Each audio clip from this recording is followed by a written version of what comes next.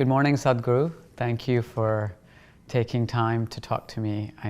You were just telling me just now your travel schedule, which is kind of hectic. So I'm glad to have a moment to sit down with you today. The people listening are people all over the world who are interested in the fashion industry.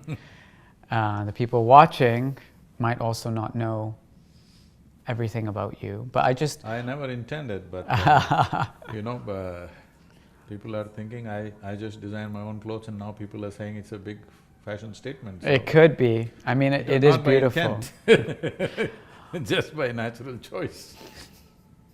But I wanted to start the conversation by, for those people who aren't familiar with you and your work and your story, if you could just introduce us a little bit to who you are and how you've ended up becoming the person you are, and what is it that drives you?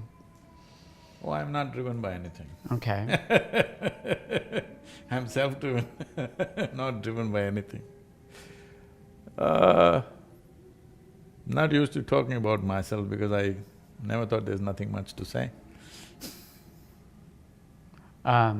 But people who want to understand what you do, like how do you explain it to someone?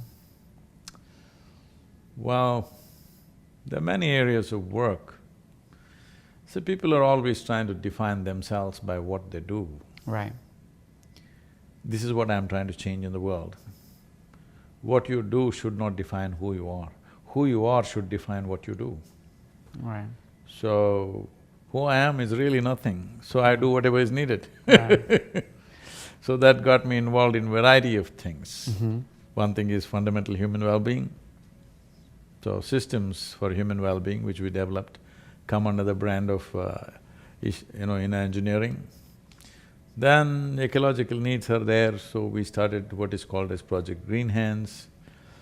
We planted over 33 million trees, so people started calling me a tree planter. Then I said, I'm not a tree planter, my basic work is to make human beings blossom. Then the rivers in India was bad, so we started Rally for Rivers, which became the largest ecological movement on the planet. 162 million people participated in a month-long event. And this has become a recommended policy in India for all the states. The central government recommended the Rally for Rivers policy recommendation document we gave. The United Nations also took it up and we launched what is called as a decade of action in UN. Well, we are involved in education. It's not that I'm interested in all these things, I'm just interested in life. Wherever I see things are not functioning well, inevitably I get involved. So education, health, nourishment, ecology and now fashion, because the way we dress is destroying the world. Textile has become the third largest polluter on the planet. Right. So one important thing that needs to happen is to shift back to natural fiber as much as possible in the coming few decades. Right. If we don't do that, because everybody is shooting the plastic bag which is visible. The lowly plastic bag is… yes, it needs to be handled, but it is not the main thing, it's just visible and flying all over the place.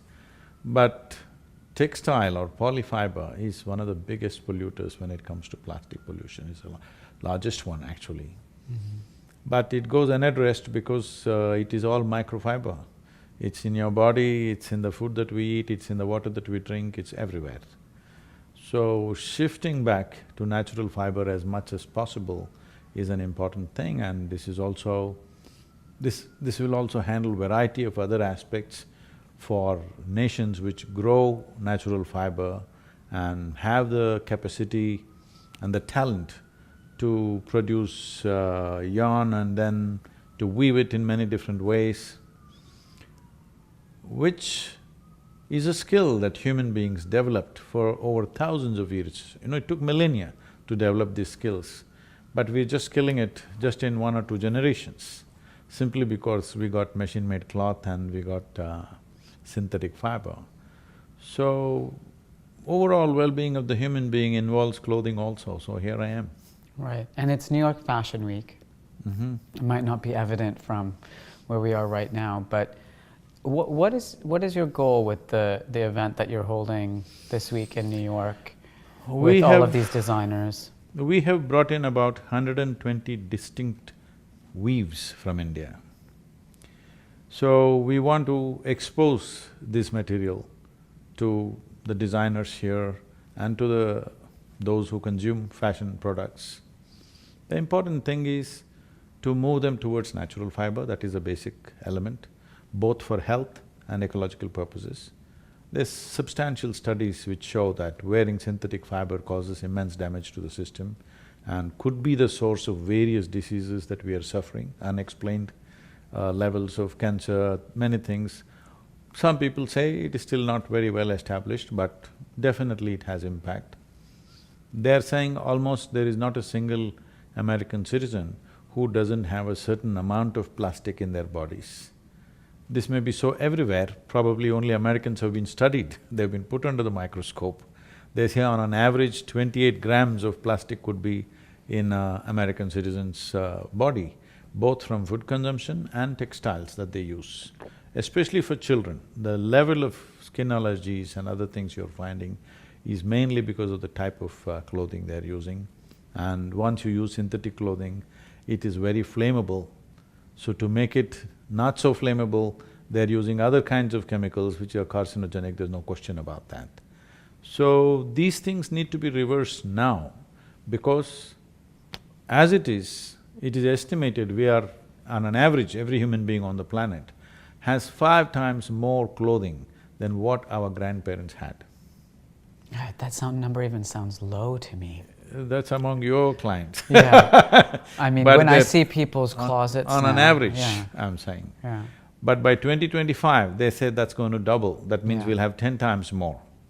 So when this kind of phenomenal increase in textile consumption is on the threshold, I think it's very important we bring back natural fiber. Okay. So these 4 designers that you're working with this week, they all come from different disciplines in fashion. There's, Sabyasachi from India, and then there's Norma Kamali and Hoffman and others from here. What is your expectation with how these textiles from India will be used here in a different context? The big names in America have to take up natural fiber as a cause. And it is both ecologically and health-wise, it's going to be a big step for American people, especially those who can afford, no matter what is the cost they're buying. So, for those who can afford, my intent is to push it in such a way that the designers themselves push it in such a way that right now the Wills, the Wills lifestyle clothing in India went 100% natural. Yesterday or day before, there was a full-page ad in Times of India, and I congratulated them and they responded. So major companies are going, Raymond's in India is going mostly natural these days. So in America, it needs to happen, because what happens in America naturally cascades into the rest of the world. For whatever reasons, America has become or attained to a certain kind of leadership. Though fashion is supposed to be centered in Paris, what happens in America, everybody does. Everybody is tearing their pants these days because it happened in America. So I feel American designers are very important in this process, that we recommend at least 50% of the well-to-do should turn to natural fiber. This will also create a market. As I said, there are 136 distinct weaves in India. These must survive, means there must be a market also. This is not about whether it's Indian or not Indian, that's not the point. These are skills which evolved over millennia. We're just killing them just like that, not understanding what is involved in making these things. Yeah, I mean, speaking of the Indian textile industry, there's been a lot of threats to the survival of textile crafts and the tradition of creating these textiles, which many of them have been passed down from generation to generation. Can you educate us a little bit on what's the history of textiles in India, why they're so important, why they're integral to the culture of India and expression of the creative side of people. See, if you look back a few thousand years ago, nobody on the planet dressed like Indians with the finest possible cloth. When clothing in rest of the world was very gross and coarse kind of clothing, in India we produced the finest kind of clothing. Well, I'm talking about looking at because in India we don't record history by factual facts and accounts and numbers and things like that.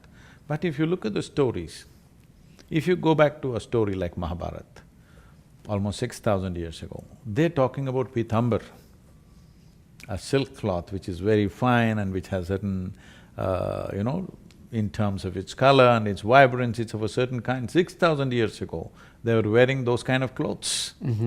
So if you go back into the Indian folk history, you will see enormous talk about what kind of clothing. Well, we know 300 years ago, we were the largest textile exporting country in the world. 85% of the world's exports in textiles was India. Between 1800 and 1860, systematically, Her Majesty's, works systematically destroyed textile industry. Well, this is not to create bitterness, but this is a fact of history, that somebody took advantage of it and they developed their industry and they destroyed another nation's industry. And because of this, people went into farming to survive, because it is believed that there's no records of how many Indians die usually. Between 1800 and 1860, it is believed about 1.5 to 1.7 million textile weavers died out of starvation and lack of… because textile export dropped by 98% in 60 years. Wow. And its value dropped by 6,300% in 60 years' time. So people lost their livelihoods, and that's when everybody moved into agriculture.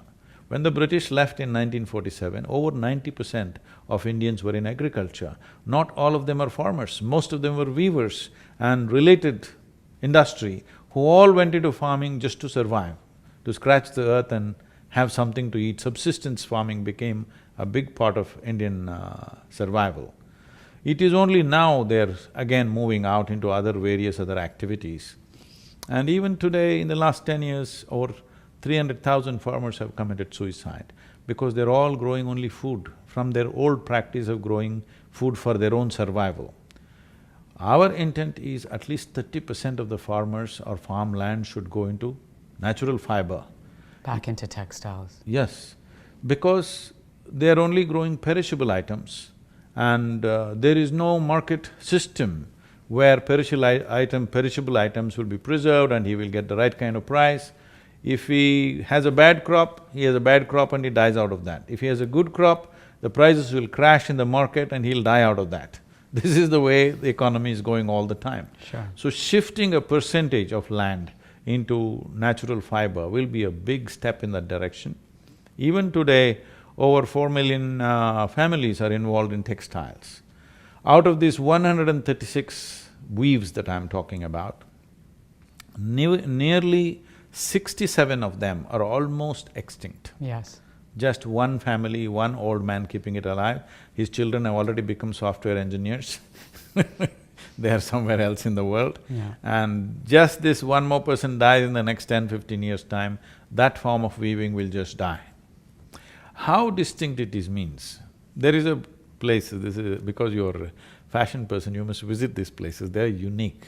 There's a place called Gulled Gudda, that means in meaning, it's a Kannada word, it means that a hill that ran away. A hill that ran away? Yes. Because way back, we don't know when, what dates, a whole village lived on the hill. For some reason, maybe they ran out of water, I don't know what happened, they all moved to the plains.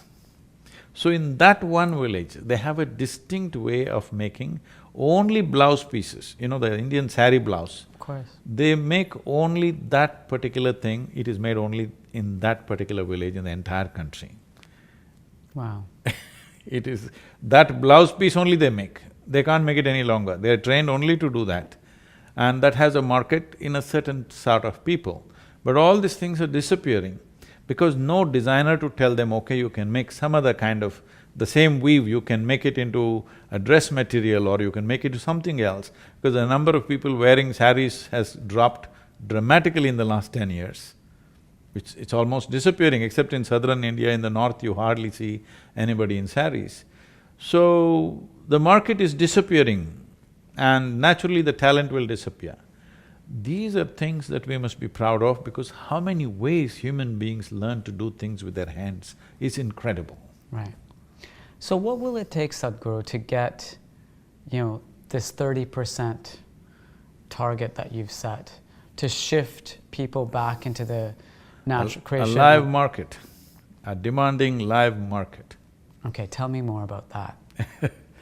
So that's why we're in America, because on an average, an American person dumps about 28 kilograms of clothing every year. In India, the average is about 1.5 kilograms of clothing is dumped. In America, it's 28 kilograms per person is dumped into the dump. So the highest consumption of clothing is happening here. This is where the real market is. And above all, this is kind of a showroom market. What happens here will naturally happen in the rest of the world. In that context, creating a market in America is very important for natural fiber. That message is one important thing that we could do Yeah. from people like you is, we must promote this, at least in school uniforms. Children must wear only natural fiber. We can produce a whole lot of medical documents, research to show what kind of impact it'll have on the child's life, mind, development, neurological system, learning disabilities, how just natural fiber will have impact on the child's growth. So this… we are looking at how to, collate all the medical information that is there and present to the private schools to start with, or go to the state schools and see if one state can go. Right now, Kerala in India has gone for all government school uniforms are cotton. Now I'm pitching with the central government to push for this. Now it's election time. This time it may not happen, but by next academic year, we are looking at least 3 to 4 states in India must go, that government schools where millions of children study, their uniforms should become natural fiber, whatever it is in that region. I mean, it's a very powerful point. The challenge here in America is that not all of the kids in school wear uniforms, and people have been talking about messages of sustainability and natural fibers for many years.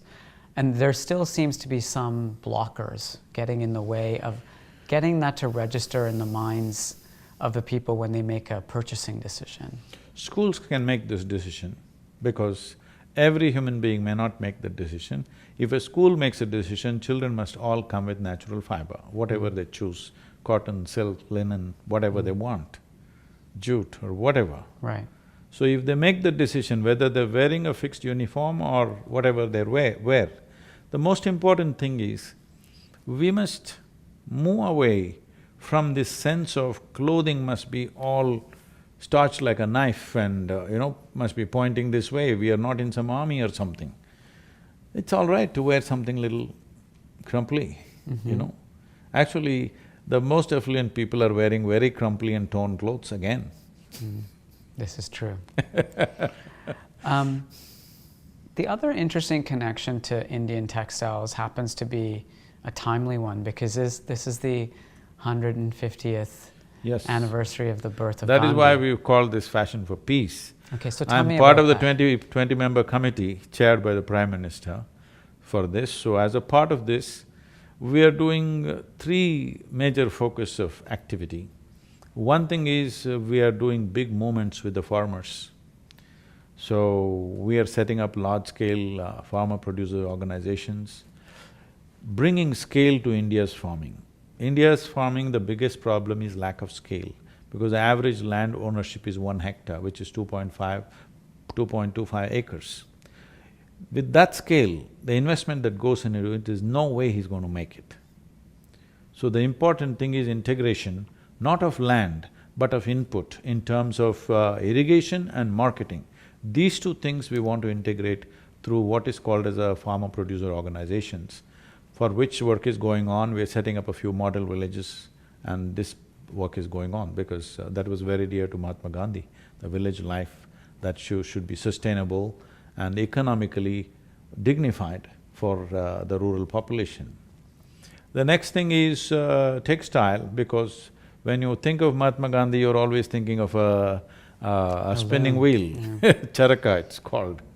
So we are into textiles, this is called Save the Weave project, and right now it is being… in America it is named as Fashion for Peace, but in India it goes by the same umbrella brand, Save the Weave. Many things are being done. We are identifying all those type of weaves which are dying, which are sure to die in the next 10 to 20 years' time because there's only one family usually keeping it up. We are seeing how to put young people who are interested in learning and propagating that and taking it up as a business. For all this, market is important. That's why one focus is here, and in India we're doing various other things for the same. The third thing is, there is no culture of peace in the world, in the sense, whenever there is a war or conflict, we have conflict resolutions, but we have not focused on developing a culture of peace. There are communities in the world who have developed a culture of peace among themselves, that they have found ways… See, in every transaction there could be conflict. This is the nature of human transactions. But if you evolve a culture of peace within yourself, in your community, in your nation, among nations, then there is a way of resolving these problems and these potential conflicts in a peaceful manner. So, we are looking at conversations with, celebrities who will turn everybody's heads in the world, those kind of celebrities. One we will do either in New York or Washington, another in London, one in Berlin and one in Moscow, and then we are closing with Porbandar. We are establishing a… That's where Gandhi was born, Porbandar. Yeah. We wanted to put this in Porbandar, but now they asked us to move to Ahmedabad. So Ahmedabad, where Sabarmati ashram is, where Mahatma Gandhi's ashram is, if you… overlooking that, if you look from there, down below is the riverfront of Sabarmati river. So at that place where from the ashram you can see it, every day there are thousands of visitors to Mahatma Gandhi's ashram, they can see a 12-foot tall bust put on a 4-foot high platform designed in a certain way. As you know, we built this Adiyogi statue in a unique way, so this is being already made in our center. So we will do that on 2nd of October, which is Mahatma Gandhi's birth anniversary. I wanted to conclude the conversation. I would be remiss if I didn't ask you a bit of advice, because there's millions of people around the world who seek your counsel on navigating life and the vicissitudes of life, as some people call them. Earlier I was talking to you about what once one person called or told me or described to me as an epidemic of stress in the world. In our industry, in the fashion industry, but as you pointed out, in every industry everywhere, people are stressed. Where do you think this epidemic of stress comes from, and how can people eradicate stress? So stress is not because of a situation in which we exist. Stress is because of a situation that we do not know how to manage our body, our mind, our emotions and our energies. Because essentially because you have a very complex machine here. If you want to look at human mechanism, it is the most sophisticated machine on the planet. Though everybody is too enamored with their iPads and iPhones and whatever other phones they're using, they're calling them smartphones. You call somebody smart only when you find them smarter than you, isn't it? Hello? Isn't that the normal? Yeah, You say, oh, this is a very smart guy. Why? Because you found him smarter than you. Okay. So the phone has become smarter than you, in some way, because at least it seems to know what it is doing. Most human beings don't know what the hell to do with themselves because they're going at a very sophisticated machine without even reading the user's manual, to put it simply. They haven't paid attention to how this one works. Simply they want to conquer the world. They are a mess, but they want to conquer the world. See, when you yourself are an issue, how will you handle any issue, tell me? If fashion is stressful, well, politics must be horrible. Running an automobile industry must be worse. Spirituality must be terrible because all the time you're meeting these people Right.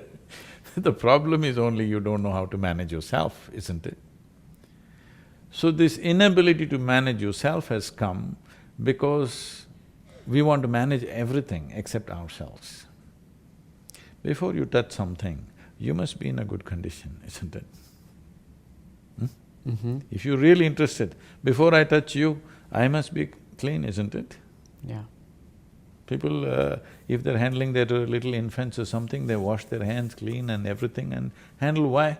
Because they understand, what I love, before I touch it, this must be clean So before you touch the world, this must be clean.